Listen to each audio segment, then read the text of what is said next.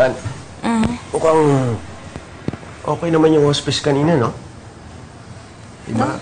Oo. Yung lahat ng attendants doon, mukhang mababait naman, pasensyoso. Tsaka kita mo talaga, concerned sila sa mga pasyente nila, inaalagaan talaga nila, no?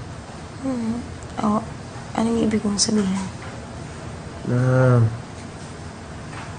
feeling ko magiging okay ako doon. Tumigil ka nga, Han. Han, ang ganyan, wala naman akong masamang ibig sabihin, eh.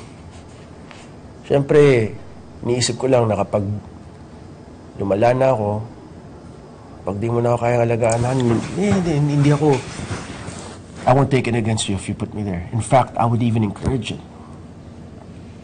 Han, hindi tayo maghihiwalay. Ilang beses ka ba sasabihin sa'yo? Han, teka lang, may anak tayo. May anak tayo, siyempre, mas gusto ko siya yung inaalagaan mo kaysa sa akin. So kapag dumating yung panahon na yun, please, Han, put me there. Put me there, No, please. hindi pwede. Ilang beses ko na sinabi sa'yo, clingy itong babaeng pinakasalan mo, no? Halika nga dito. Hindi maganda yung mga sinasabi mo yan. Hindi ako natutuwa. Kaya pating ako ng clingy face. Hindi ko alam kung ano yung clingy. Ganito, Hindi naman clingy. pang-tarsi.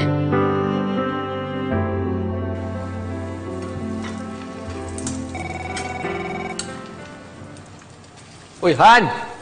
Oh. Han, tumatawag si Jepoy, oh! Ay! Sandali lang, sandali Dali, lang. bilis, bilis! Sandali lang. Woo! Hoy! Hoy, ano? Oh, nakikita mo ba kami? Yan ba yung kwarto mo? Patingin nga, patingin. Wait lang ate, isa-isa lang. Huwag ka masyadong excited. Miss mo na ako, no? Siyempre naman. Kaya nga ito, excited yung ate mong makausap ka eh. Jepoy, musta dyan? Dami ba chicks? Loko-loko ka. Tumigil ka nga.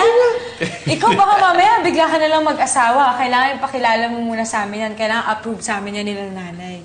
Siyempre naman ate. Sugat ba yung nasa ulo mo ate? Ito?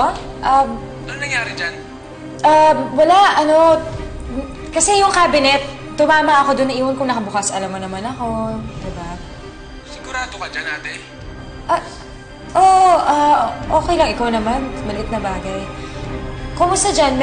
Yung mga kasamahan mo, marami bang namubuli sa'yo dyan? Anak, sabi ni Jepoy, may video calling daw kami. Naku, paano ba yun? Hindi kami marunong nun eh. Alam mo naman kami ng nanay mo, hindi kami teki. Anong gagawin dito, anak? Nay, sorry ha, hindi ako makapunta dyan kasi may pinapagawa kami yung TJ dito sa bahay. Kailangan kong bantayan. Anak, sana gusto naming makausap yung kapatid mo eh. Miss na namin siya. Ay, paano? Gusto ko na siyang makita eh.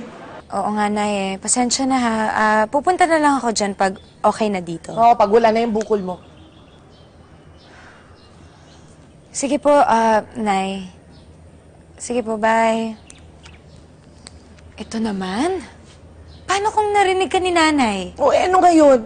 Hindi ako sangayon dyan, Joanna eh. Sila support system mo, dapat alam nila nangyayari sa'yo. Hindi kasi ayoko nang gawing malaking issue to. Hindi pa ba malaking issue yan? Nasaktan ka na ni TJ. Tignan mo, ha? Pagaling na siya, kaya pwede mag-move on na tayo. Kasi okay na ako.